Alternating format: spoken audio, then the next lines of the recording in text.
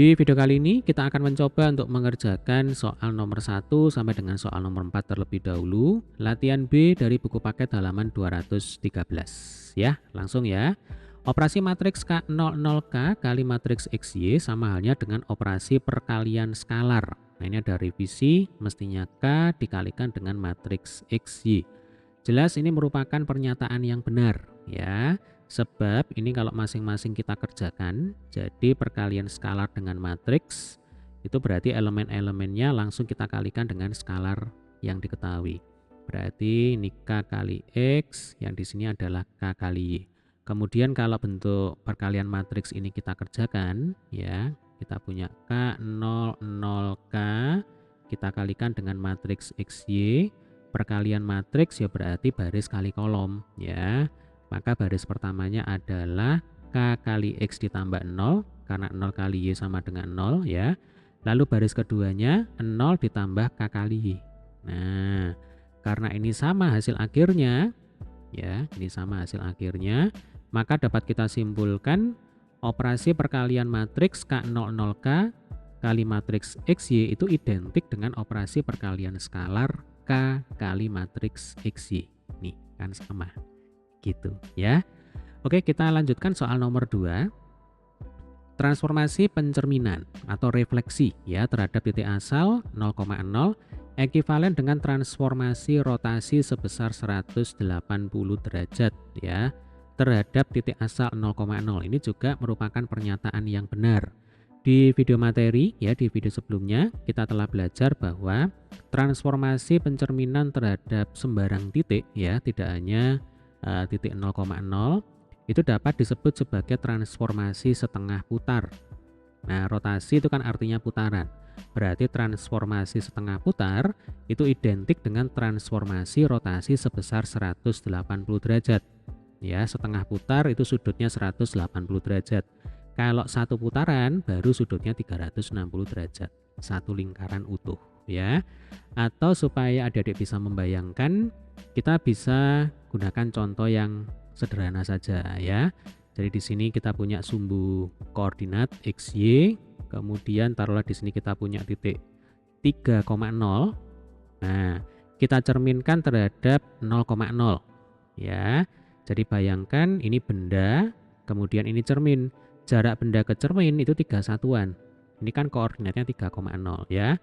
Maka sesuai dengan konsep pembentukan bayangan pada cermin datar ya, jarak benda ke cermin 3 satuan, maka jarak cermin ke bayangan juga 3 satuan. Berarti nanti bayangannya kira-kira ada di sini. Nah, kira-kira ada di sini lah ya. Oke, berapa koordinatnya? Koordinatnya adalah negatif 3,0. Nah, karena panjangnya ini ya harus sama dengan panjangnya ini. Jarak benda ke cermin sama dengan jarak cermin ke bayangan. Nah, ini kalau kita bayangkan berarti titik 3,0 ini kita putar setengah putaran ya. Karena sudutnya, nah ini kan garis lurus ya. Sudutnya ini sama dengan 180 derajat gitu. Oke, bisa membayangkan ya. Sekarang kita ke soal nomor 3. Translasi. Translasi itu artinya pergeseran. Dengan vektor 2, 3 terhadap titik X, Y berkaitan dengan operasi matriks X-2, Y-3. Ini jelas merupakan pernyataan yang salah ya. Jadi mestinya di sini tandanya bukan negatif melainkan plus. Kalau translasi itu ditambah ya. Jadi nanti X plus 2 kemudian Y plus 3. Oke, ini saya pikir sudah sangat jelas sekali ya. Kita lanjutkan soal nomor 4. Transformasi rotasi terhadap titik asal 0,0 sebesar 180 derajat terkait dengan matriks min 1, 0, 0, min 1. Jadi kalau kita bicara matriks rotasi ya, elemen-elemennya adalah cos, min, sin, sin, cos. Nah, ini juga harus dihafalkan ya. Cos theta, min sin theta, sin theta, cos theta. Tinggal kita masukkan petanya 180 derajat ya. Oke, cos 180 min sin 180 sin 180 cos 180. Nah, berapa cos 180 derajat? Cos 180 derajat itu sama dengan min cos 0 derajat. Ya, cos 0 itu 1, berarti di sini min 1. Nah, kalau sin 180 derajat itu ya sama dengan sin 0 derajat.